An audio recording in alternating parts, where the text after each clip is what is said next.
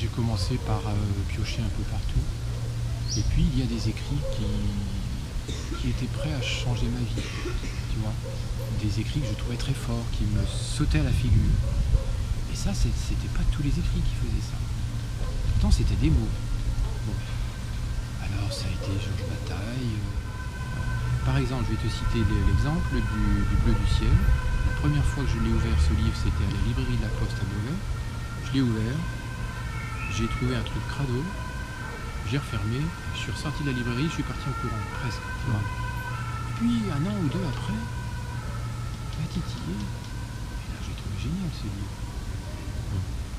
Donc, pour moi, qu'est-ce qui pouvait réunir ces choses-là, aussi différentes que Mayakovsky, que Georges Bataille, et que un tas d'autres, que Louis Calaferté.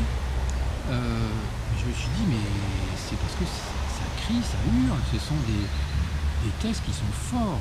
Donc voilà ce que j'appelle cri, ce sont des textes forts qui t'arrachent de ton quotidien et où tu peux pas t'en détacher du livre du début à la fin.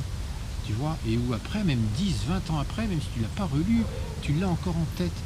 Évidemment, c'est plus les mots que tu as en tête, c'est une sensation d'un plaisir extrême, ça t'a déstabilisé et en même temps ça t'a amené vers autre chose, vers un plus de liberté intérieure peut-être, tu vois. Et sur Louis Calaferté, c'est pareil. Par exemple, moi j'aime beaucoup un livre qui s'appelle Droit de cité, où ce sont des petits paragraphes sur la connerie du monde d'aujourd'hui, que ce soit le chômage, que ce soit toutes choses.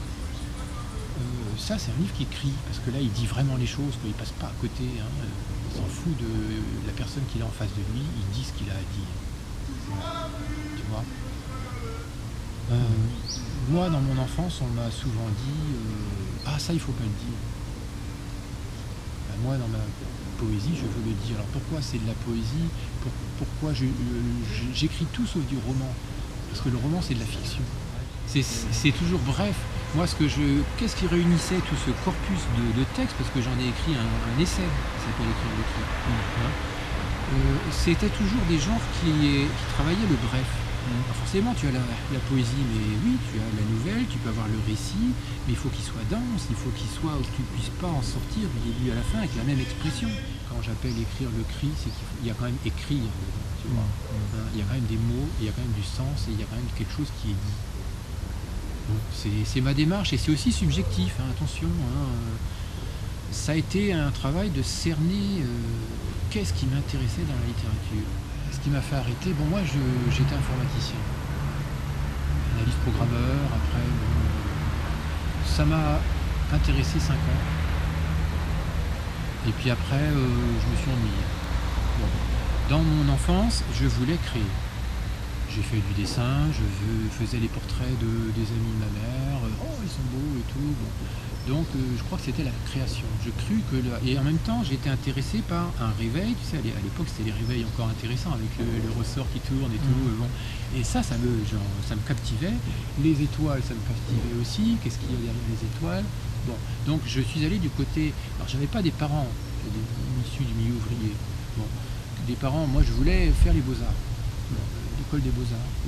Et puis mes parents, c'est pas un métier. Non, ils voulaient que je rentre à la SNCF et puis que je sois... voilà. Donc moi je suis allé vers la création technique. J'ai dit alors si je peux pas être dessinateur, je vais être dessinateur industriel. Voilà. Donc je suis allé vers l'industrie, mais ça m'a intéressé 5 ans. Et après il me manquait quoi? Il me manquait l'humain. À travailler l'humain. Et en parallèle j'ai commencé à écrire. Et puis c'était ça qui me passionnait de plus en plus. J'ai commencé à demander un temps partiel, et puis un temps partiel de plus en plus fort. Et puis quand on m'a interdit d'avoir un temps partiel, j'ai dit mais je continuerai quand même. Et puis j'ai continué en posant un congé individuel de formation. Pendant 3 ans j'étais encore lié à ma boîte, mais j'y allais plus. Et puis un beau jour j'ai été totalement viré. Pour moi, quand je disais je ne travaille plus, c'est je ne travaille plus avec un travail conventionnel. Mais évidemment que penser, c'est travailler. Évidemment.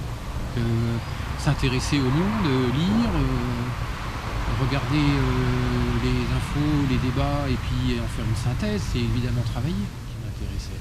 quand j'ai été libre de me fuir de chez mes parents pour différentes raisons, je ne vais pas expliquer là, je me suis dit, mais qu'est-ce que je fais maintenant? J'ai commencé à prendre des cours de piano, faire de la musique, j'ai fait de la sculpture en Provence, j'ai un peu tout expérimenté, j'ai acheté un appareil photo, et puis j'étais quand même assez seul chez moi, et j'ai commencé à avoir ce besoin de lire. Il est venu comme ça. Ouais, mais c'est un peu c'est toujours un combat la vie quelque part. Pas toujours, mais quand même une bonne partie. J'ai fait un travail avec le créateur sonore Laurent Mazat, qui on s'est rencontrés au Théâtre des Poissons, parce qu'on a fait un travail ensemble. Lui, il est le régisseur son et lumière du jongleur Vincent Delavener, et c'est là où on s'est rencontrés. On a fait une bande son pour ce spectacle Paisai, et après c'est quelqu'un qui adore la poésie et qui assez vite a voulu enregistrer ma voix seule, tu vois. Et comme ça, il a fait des compositions sonores pour ça c'était une commande de la compagnie du Vincent Delavener. Et après, assez régulièrement, on est revenus l'un vers l'autre et on a eu envie de retravailler ensemble. Alors, on a fait des compositions sonores qui s'appelaient Question de l'invisible, qui était une suite du spectacle, là, Vincent Delavener. On a fait une rencontre. Là.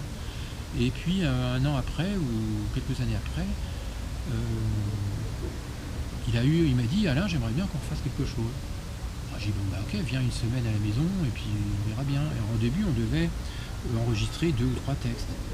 Et puis, subitement, j'ai eu une idée. J'ai dit, écoute, voilà, j'ai un cycle de poèmes qui s'appelle Le grand cycle de la vie ou l'Odyssée humaine.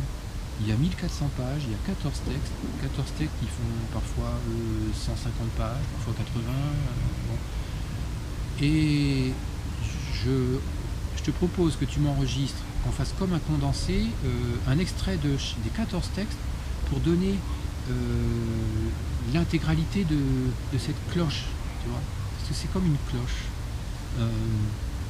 Le premier texte parle de la solitude, le deuxième de la folie, le troisième de la sexualité, de la liberté dans le sexe, et après tu vas vers l'art est un combat. Ça explore toutes les choses qu'on peut rencontrer dans une vie, et à la fin on va vers la plénitude. Parce que pour moi c'est quand même dommage si avant de mourir on n'est pas un peu plus serein qu'à ses 20 ans. Bon. On va travailler du matin au soir pour arriver au bout des 5 jours. Et lui, il dit c'est possible, à mon avis en 4 jours c'est bon. Et à la fin, on fait un spectacle. Donc le but c'est ça, c'est de reproduire ce CD et de le rendre aussi bon que sur le CD,